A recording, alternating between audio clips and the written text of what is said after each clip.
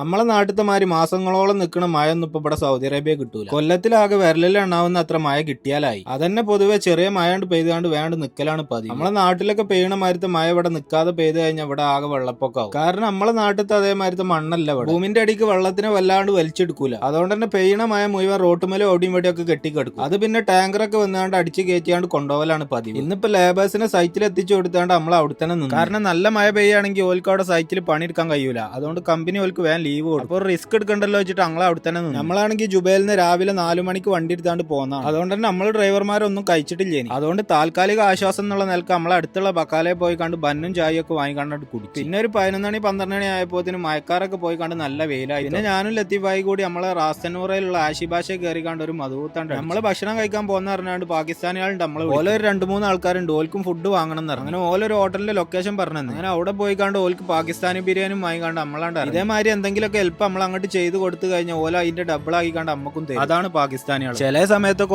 ഓരോ ഹെൽപ്പൊക്കെ നമുക്ക് ചെയ്തു തരുമ്പോൾ ഞാൻ വിചാരിക്കലുണ്ട് നമ്മളെ കേരളക്കാരൻ കാട്ടി സ്നേഹം പോൽക്കാണ്. പിന്നെ കുറച്ചാണ്ട് കഴിഞ്ഞപ്പോതിനുണ്ട് പിന്നെയും മഴക്കാറൊന്നായിട്ട് മൂടി മഴ പെയ്യാൻ തുടങ്ങിയപ്പോതിനുണ്ട് ലേബേഴ്സ് ഒന്നായിട്ട് ഓടി വരുന്ന വണ്ടി. ഏതായാലും ഇങ്ങനത്തെ ദിവസങ്ങളൊക്കെ സൗദിയിൽ വളരെ റയർ ആയിട്ടേ കിട്ടല്ലോ. അപ്പം തന്നെ ബാക്കി പിന്നെ